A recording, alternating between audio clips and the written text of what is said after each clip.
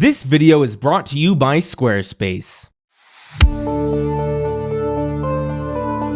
20 years ago, Revenge of the Sith was released in theaters. Over the past 2 decades, this movie has become my generation's favorite Star Wars movie. For a movie that isn't widely regarded as an excellent film, how did it become the most beloved movie of a generation? What I want to do is dive deep into not only the movie itself, but also look at George Lucas. What about Lucas and his approach to filmmaking resonates with fans so much?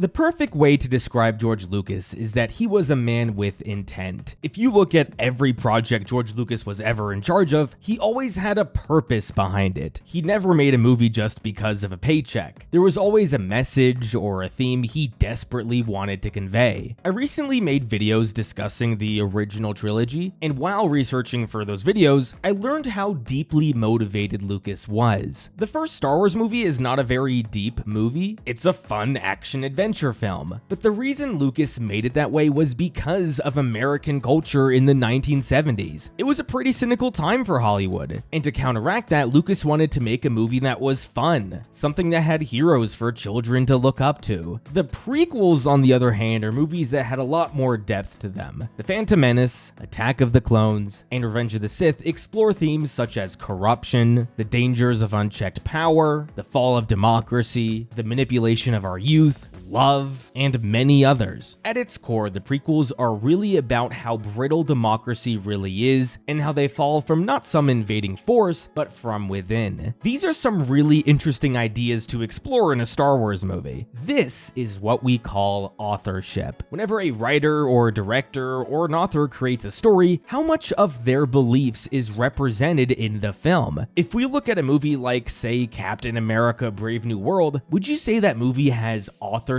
behind it? Does that movie have anything to say that represents Julius Ona's values? I don't think so. Now, if we look at a movie like, say, Batman v Superman, does that movie have authorship behind it? I would argue it does. You can spend hours watching Zack Snyder talk about the characters and the themes of that movie. He clearly put a lot of thought into it. The Star Wars prequels are movies that are rooted with authorship. The ideas in those movies represent George Lucas through and through. With that being said, it's not the ideas that people debate about with this trilogy, it's the execution of those ideas. I once said something about the Zack Snyder DC films, and I feel like I can apply the same quote to the Star Wars prequels. Depth doesn't equal quality. I watched a movie and I thought it was fine. It was enjoyable, but there was a lot left to be desired. After I watched the movie, I read up on the movie because I was curious. I learned about the director and all the ideas he had about the movie. I learned that the director thought of a deeply intertwined character arc for the protagonist, an arc where the character suffers with trauma, where the character is manipulated, where they struggle with abandonment and loss, and plenty of other things. I think to myself, wow, this is really interesting stuff. I like what the director has to say. I do some more research and I learned that the director wanted to use the film to explore complicated political issues such as democracy, fascism, and oppression. I say to myself, oh my god, the director put a lot of work into the themes of this movie. I love the passion. I then proceed to spend hours researching and reading essays about the movie, truly understanding everything between the lines and what scholars have to say about it. I convince myself that a movie with so much depth and passion has to be good, right? So I proceed to rewatch the movie with all my extra knowledge, and I come away with the conclusion that the movie is still just fine. Depth doesn't equal quality. I understand how much time Lucas put into these movies. I've watched so many videos talking about Anakin and his arc and what Lucas's intentions were. I've listened to interviews from Lucas himself where he dives even deeper into his ideas. All this is awesome and there is so much to learn, but at the end of the day, depth doesn't matter. Quality matters. How well conveyed are these ideas? Are the scenes able to evoke the right emotions? This is where Revenge of the Sith struggles for me. Throughout this video, I'm gonna go through the movie and look at the parts of it that work and the parts that don't work. For the parts that do work, I'm gonna explain how the movie alone did the legwork to build up and pay off certain moments. And for the parts that don't work, I'm gonna explain how the movie didn't do that legwork. How even though I understand what Lucas was going for, it wasn't enough to evoke the right emotion in me. The other unique aspect of this video is that it's not my first time doing a retrospective on Revenge of the Sith. 2 years ago, I made Revenge of the the Sith 18 years later. I made a lot of points in that video. Because so many people love the movies and I don't, I got a lot of comments from people refuting my arguments and countering my points. There are some examples where my mind was changed and I want to give credit to this movie where I didn't before. But there are also a lot of examples of counter arguments where I feel people are writing the movie for George Lucas. Because Lucas was such a deep thinker and because he had a plan for everything, that must justify certain flaws within the movie, right? Well, I disagree. So what I'm gonna do is go through the 5 main plot lines in this movie and how I kind of felt let down by them. So we have Anakin and Obi-Wan's relationship,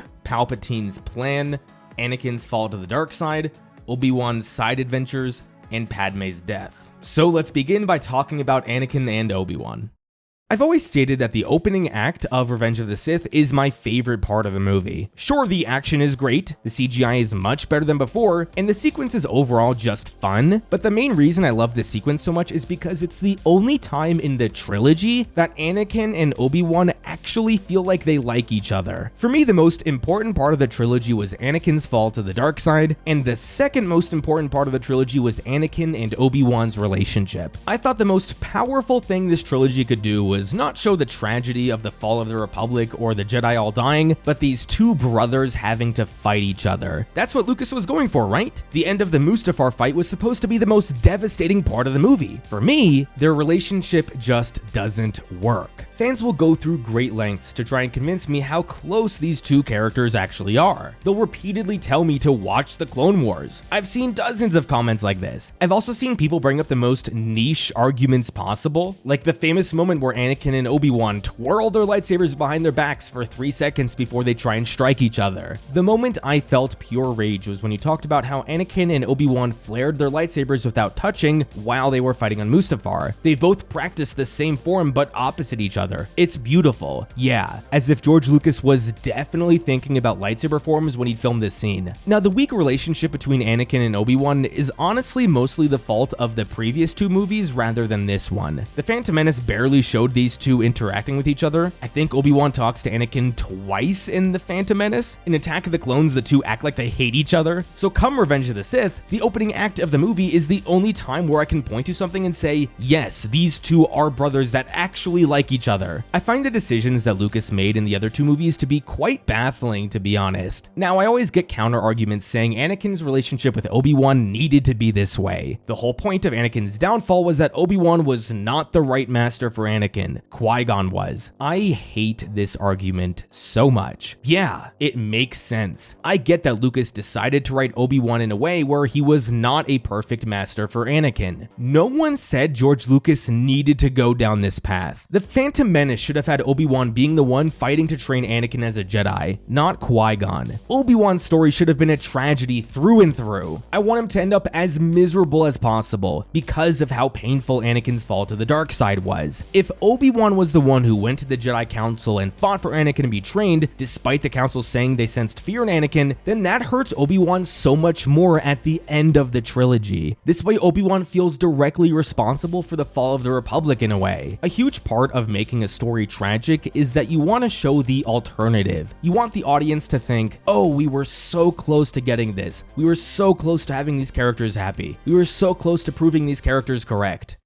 Say in The Phantom Menace, Obi-Wan comes across a slave boy who is strong with the Force. Obi-Wan goes to his master and says, we can't just leave this little boy in slavery, let's bring him back to become a Jedi. Qui-Gon disagrees, but Obi-Wan holds firm in his belief in doing what's right and he won't leave this little boy behind. Eventually, Obi-Wan wins out and he's able to free Anakin and train him. A handful of Jedi criticize Obi-Wan for this decision, but Obi-Wan doesn't care because he knows what he is doing is right. Say throughout Attack of the Clones and Revenge of the Sith, Obi-Wan and Anakin act like best friends. Sure, they may bicker once in a while, but they're brothers, that's what brothers do. Come the end of Revenge of the Sith, it turns out everyone else was right. Anakin becomes evil, and Obi-Wan was betrayed because of his good heart. At the end of the movie, he has to sit there knowing that it's all on him, which is why he becomes so jaded in the original trilogy. He wants Luke to kill Vader because he is still so heartbroken by what happened. That is tragic. Just thinking about that makes me feel sick for Obi-Wan. But instead, we needed this story where Qui-Gon had to vouch for Anakin and Obi-Wan was against it. I get it. Qui-Gon was the master Anakin needed. Just because it makes sense doesn't mean it was the right decision. People will bring this up. I'll say I don't like it, and they'll still recite the same thing Dave Filoni said in that one interview. This interview pisses me off so much, not because what he said is inherently wrong or anything, but because the sentiment that Qui-Gon was the master Anakin needed is not expressed in the films.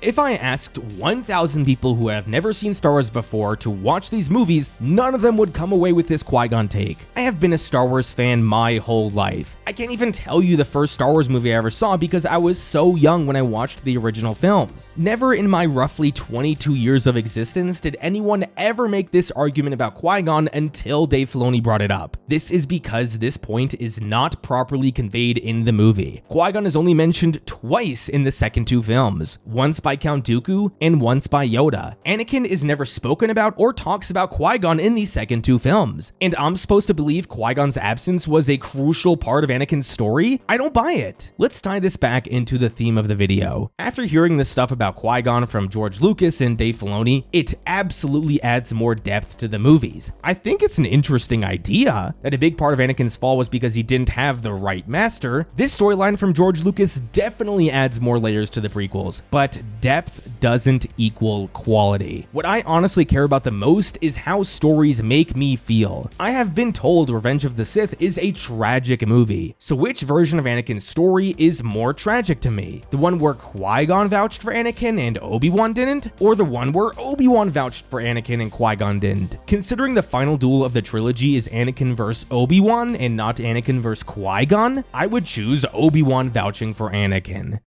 In my previous video, I mentioned how my most hated scene in the movie is Obi-Wan and Yoda learning about Anakin turning to the dark side. Obi-Wan's reaction to his supposed brother turning to the dark side pisses me off. I hate that he had such an emotionless reaction to such a deep betrayal. But I was told because Lucas was such a deep thinker that this can't simply be bad direction or bad writing. Lucas actually wrote Obi-Wan to be in shock. This is what I've been told repeatedly. Let's pretend for a second that Obi-Wan didn't scream and cry when Qui-Gon died. Fine, even if this is in character for Obi-Wan, does that make for a better scene? Which would have more of an impact on the audience? Obi-Wan showing emotion or being emotionless? There's also so many better ways to depict shock. Like there's that one scene in Rogue One after Jyn listens to her father's message and she just falls to the ground in tears. This is a much more powerful scene than Obi-Wan Kenobi finding out Anakin Skywalker turned to the dark side. I don't need Obi-Wan wailing and screaming on the ground. Just something more emotional than, it can't be, I can't watch anymore. Boring. Now I need to specify that the ending of this movie doesn't entirely fall flat. As I said before, the opening act during the Battle of Coruscant was excellent. I love the banter between these two. There's some deleted scenes I thought could have made this even better. I'm not a protocol droid. I'm pretty sure that beep is down. I sense Count Dooku is above us. Oh, yes, you're right. Beep is up. But when I watch the end of the movie and Obi-Wan is devastated, I don't feel nothing. I just wish I could have felt more. I have a take that is going to piss off prequel fans so much, but I gotta speak the truth. The emotional outburst at the end of the Obi-Wan show was more impactful than the end of the Mustafar fight. The Obi-Wan show is not great and it has its flaws, but the one thing it did excellently was show how much Obi-Wan cared for Anakin. So when he cries at the end and says he's sorry, that moment actually makes me feel devastated for Obi-Wan. Unfortunately, Revenge of the Sith doesn't make me feel that way. Revenge of the Sith did a lot to build Anakin and Obi-Wan's relationship, but unfortunately, it didn't do enough.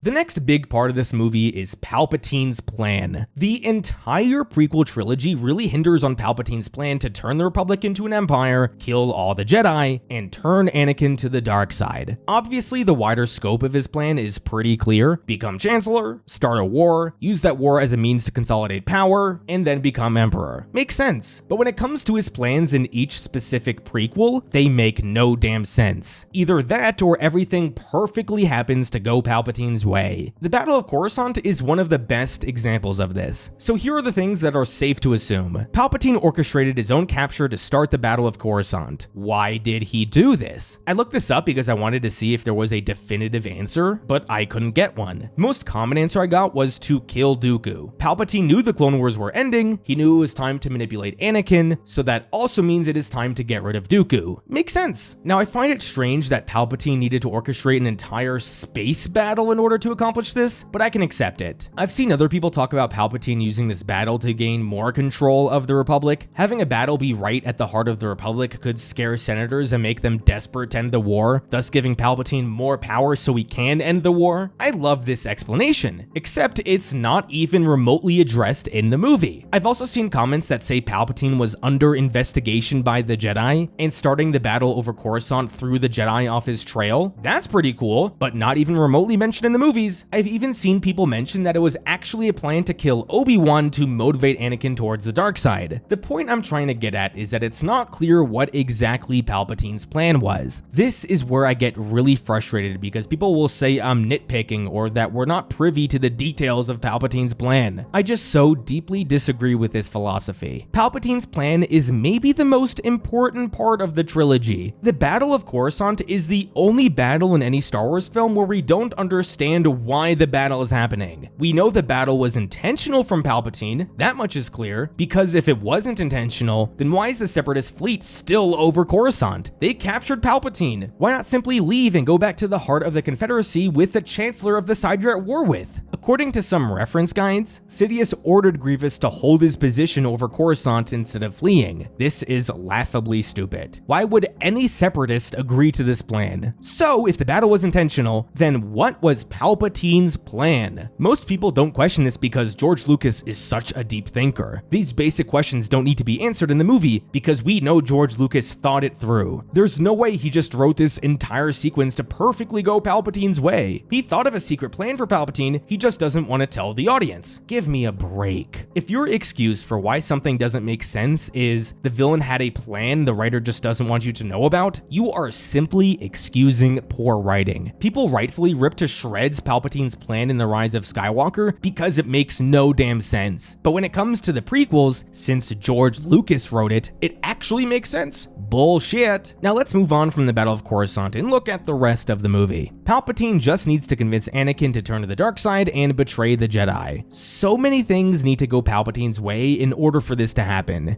Now, in my previous video, I criticized the whole Anakin on the Council storyline. I said Palpatine knew these things would happen, and that makes him an all-powerful being. I retract that criticism. These are more likely than not decent examples of Palpatine just taking advantage of situations in front of him. What bothers me the most is that Palpatine's entire plan in this movie revolves around something he magically finds out about and never controls. Anakin randomly having visions that his wife will die is the biggest plot convenience in the entire franchise. The whole plot of this movie and actually the trilogy as a whole stems around Anakin randomly having visions of people he loves dying. It's never implied what causes these visions. It's just the perfect thing that allows Palpatine to manipulate him.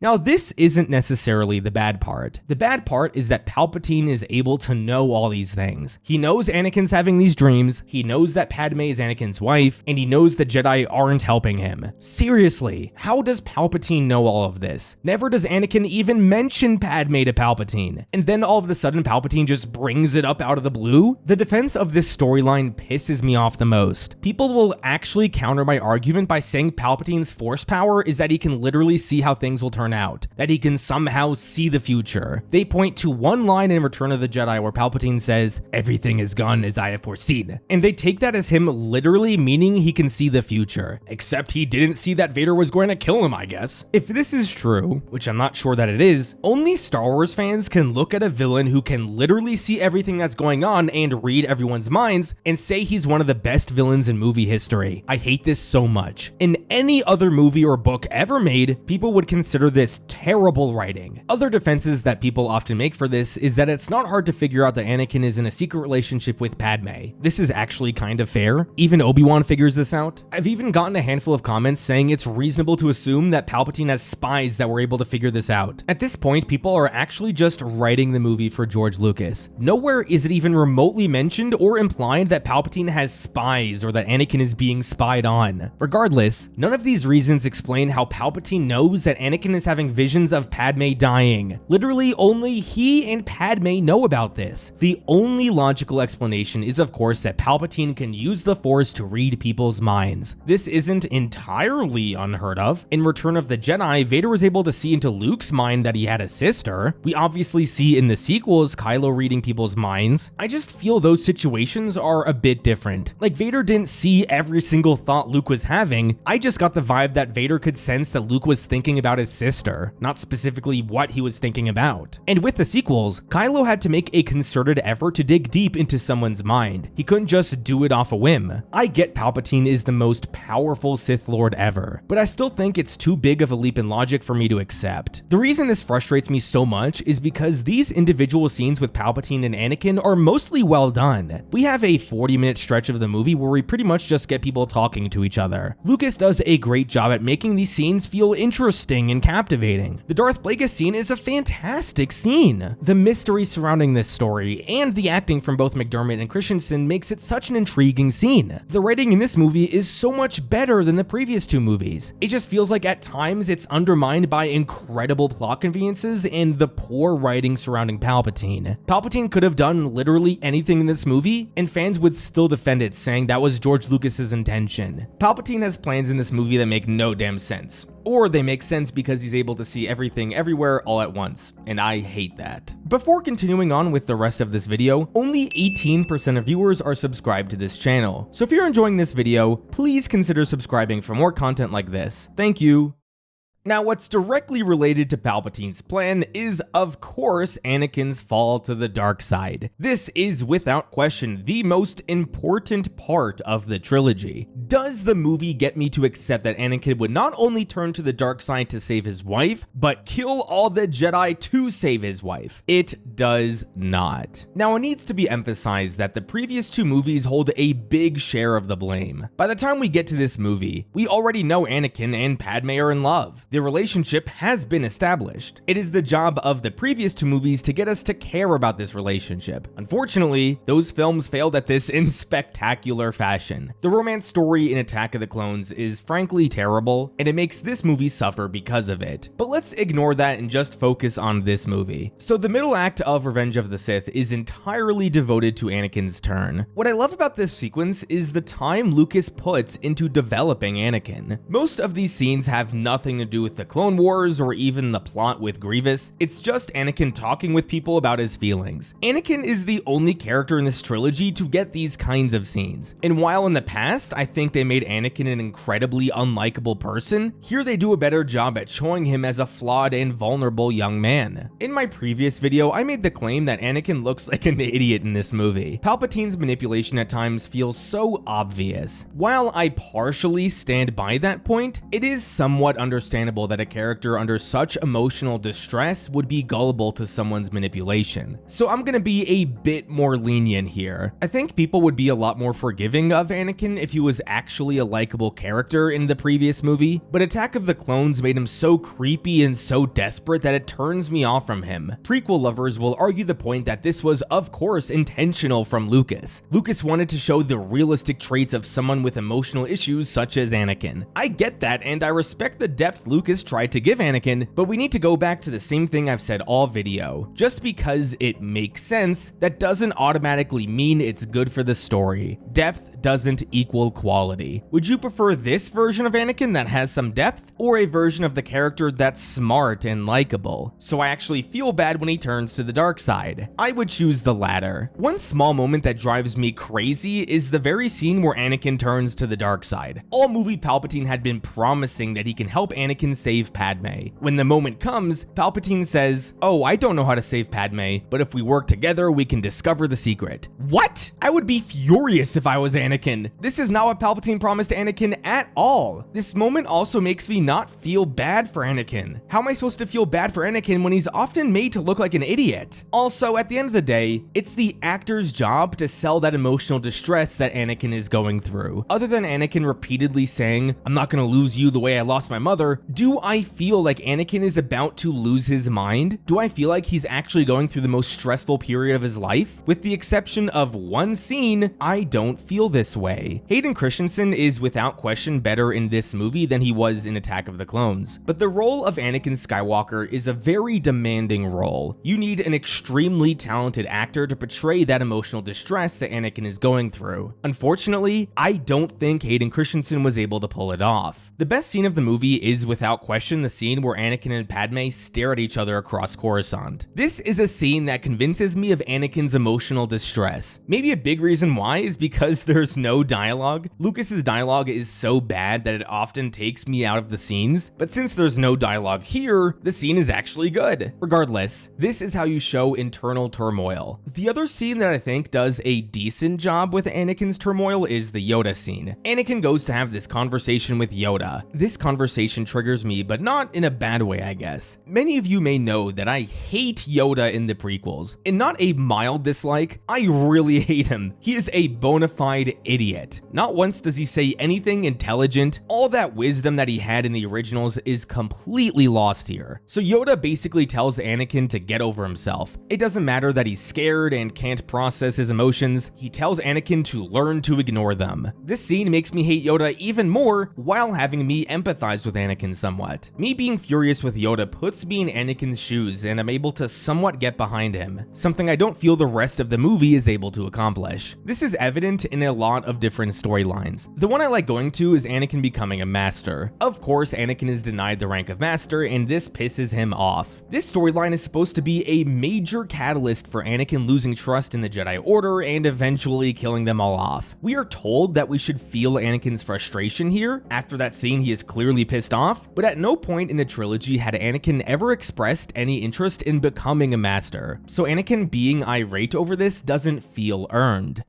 Now, a lot of people have pointed out that Anakin's frustration is less about him not being a master and more about him feeling disrespected. I can get behind this somewhat more than I did before, but I feel like it's not enough to get me on his side. One of the more common replies I've gotten about this whole Anakin becoming a master situation is that Anakin supposedly wanted to get access to the Jedi archives. Apparently, only Jedi Masters have access to the archives, and Anakin thought that there was information there that could help him save Padme. This is a plot point in the novel of Revenge of the Sith that absolutely should have been in this movie. This would have been something that I actually could have gotten behind. Say Anakin asks Palpatine to appoint him as his personal representative on the council so he can get access to the archives. Palpatine agrees, but of course Anakin is still denied the rank of master. This way the Jedi are breaking a 1,000-year precedent just for Anakin, and they are still preventing him from saving his wife. That is an excellent catalyst for Anakin feeling like he has no choice but to kill all the Jedi later on. But unfortunately, the movie never touches on this, and thus Anakin's character suffers because of it. I want to quickly touch back on the whole vision thing, because yes, it feels like a total plot convenience, but when you think about it, it isn't really necessary for the story. What if instead of having visions of Padme dying, Padme actually becomes sick before childbirth? He and Padme go to the doctor or something, and they mention that Padme could likely die from this pregnancy. This would then set the plot into motion of Anakin needing to save her. This could also be how Palpatine finds out about Anakin. He doesn't magically read his mind, he's friends with Padme, so he would likely find out about this and then put two and two together and realize Anakin is the father. And then when Padme actually ends up dying, it's because of this illness, not because she lost the will to live, something I'll touch on later. Now, I may have issues with how Anakin turned to the dark side, but once he is actually on the dark side, I mostly like what I see. In the scene on Mustafar where he's talking to Padme, I love the slow realization that you realize how crazy Anakin has become. It's also the perfect progression of turning to the dark side. It would be one thing if Anakin killed all these Jedi and then didn't actually change. Seeing him spew all this nonsense about the Empire and ruling the galaxy was psychotic. I loved it. I will say this though, Anakin does say some suspect things. Like he says, "I should have known the Jedi were plotting to take over." Does he actually believe this? What would lead him to think the Jedi were trying to take over? Mace Windu trying to kill Palpatine? The very thing he knew would happen when he spoke to Mace about Palpatine? It's so strange. change, but that's just a minor thing. The Phantom Menace and Attack of the Clones are a big part in why Anakin's fall to the dark side doesn't work in this movie. While Revenge of the Sith does make some strides to make it better, ultimately it didn't get the job done. Anakin's fall feels rushed and not earned at all.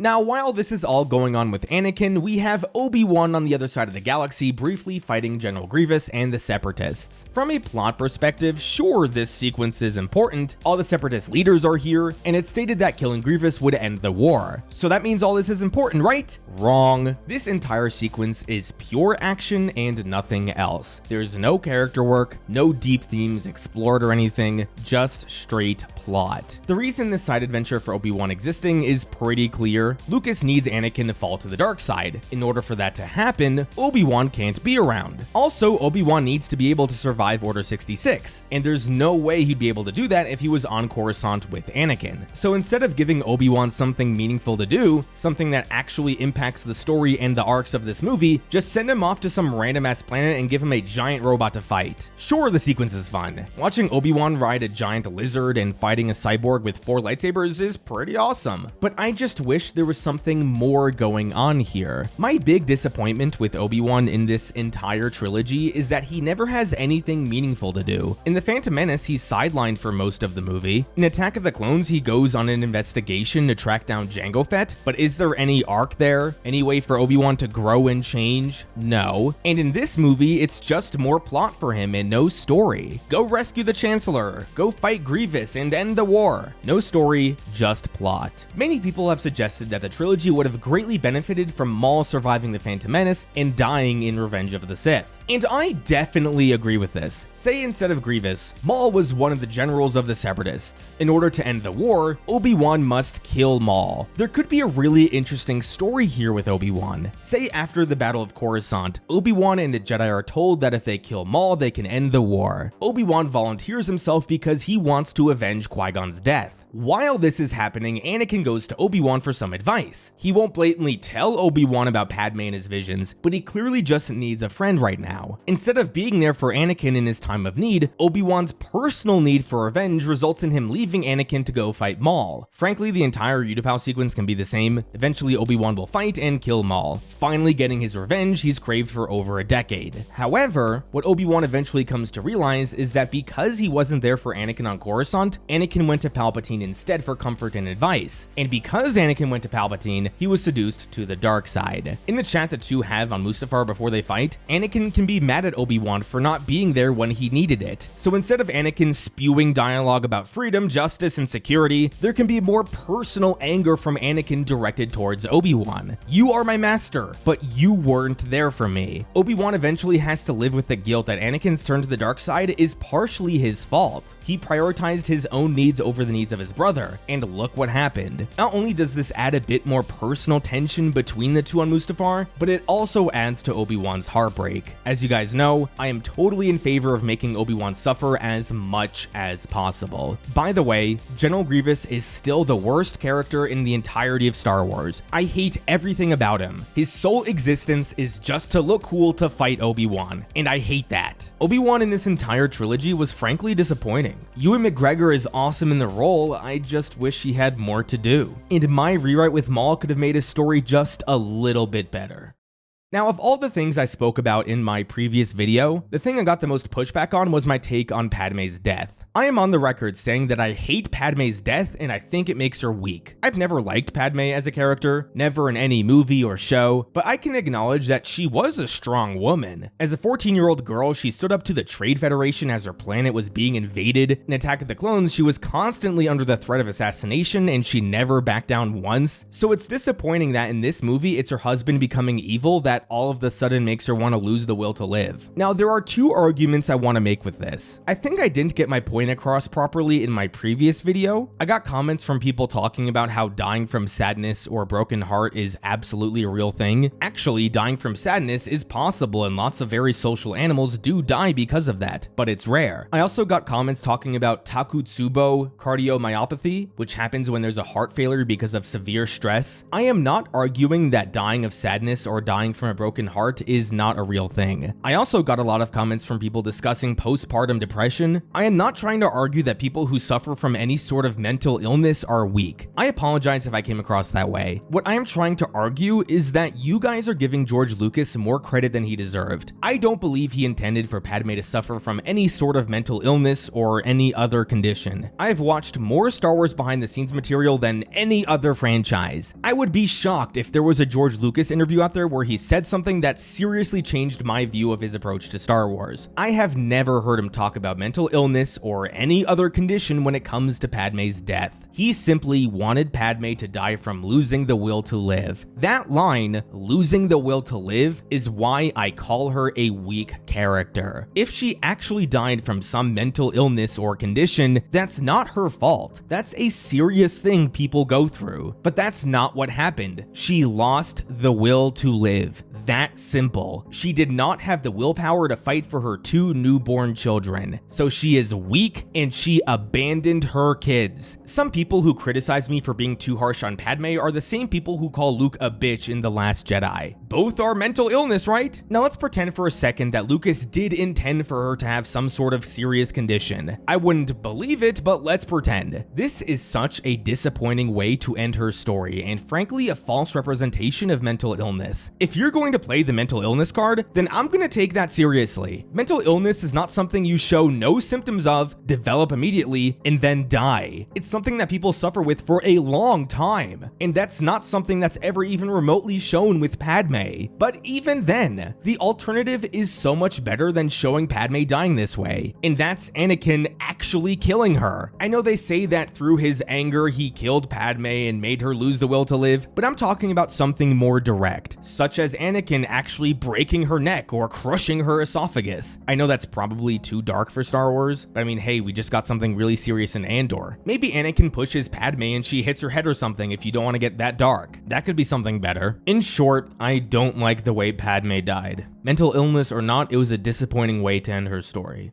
Now, I obviously have my frustrations with the writing in this movie, and how I feel people give Lucas too much of the benefit of the doubt. But none of that takes away from what I feel are the 2 biggest reasons why this movie is still so popular. The first is that the movie is actually well made. Yeah, I think the writing is sketchy in a lot of places, but on a scene-by-scene basis, the movie is simply fun to watch. This is an element of film discourse that I feel has been completely lost. Sure, sometimes things don't make sense, and sure, sometimes there are plot holes, and those things absolutely matter, but sometimes these movies are so well acted, scored, filmed, edited, that it's unquestionably fun to watch. This video is hopefully releasing on Saturday, April 26th. On that day, I have tickets to go see Revenge of the Sith in theaters for the 20th anniversary with a handful of my friends. I promise you I'm going to have such a fun time. Why? Because Revenge of the Sith is a fun movie. YouTube film discourse overlooks this because enjoyment is 100% subjective. You can dissect plot holes and plot progression and character motivations, but you can't dissect enjoyment. That is something that needs to be spoken about more, that some movies are simply enjoyable. Now, the other big reason people still love this movie, and people will deny it, but it's unquestionably true, is because of the memes. Revenge of the Sith is maybe the most memed movie of all time. Without exaggeration, I think at least half the lines of dialogue I have seen as memes before. There are even conversations where 3 straight lines of dialogue have their own individual meme. I've been looking forward to this. My powers have doubled since the last time we met, Count. Good.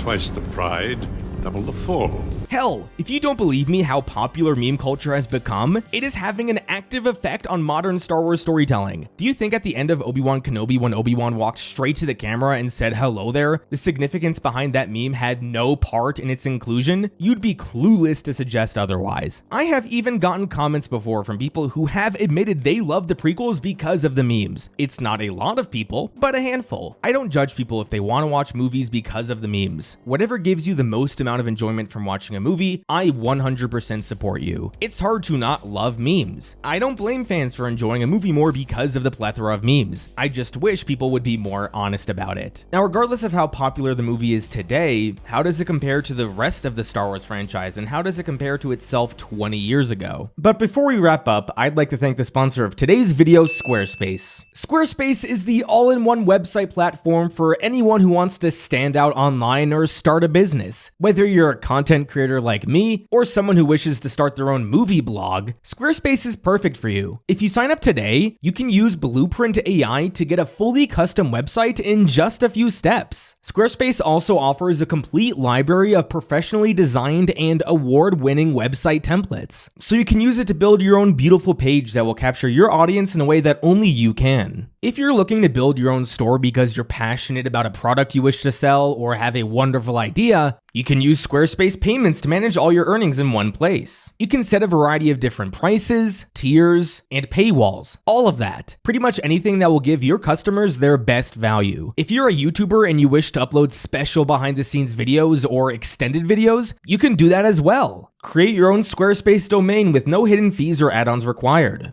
Don't wait, invest in your dream domain today. Head over to squarespace.com for a free trial, and when you're ready to launch, go to squarespace.com/thegoldman to save 10% off your first purchase of a website or a domain. Again, that's squarespace.com/thegoldman to save 10% off your first purchase. Thank you so much to Squarespace for sponsoring this video. Revenge of the Sith grossed roughly $850 million worldwide at the box office, making it the second highest grossing movie of 2005, only behind Goblet of Fire. On Rotten Tomatoes, the movie scored a 79% along with a 66% audience score, quite ironic. Of the 11 Star Wars movies, this makes it the 7th highest rated Star Wars movie on Rotten Tomatoes. On IMDb, the film scored a 7.6 out of 10, which makes it the 6th highest rated Star Wars movie on IMDb. What do you think about Revenge of the Sith, and will you be seeing it in theaters for the 20th anniversary? Let me know down below. Thank you everyone so much for watching another one of my videos. Don't forget to unite the Claude Squad, and I'll see you guys next time.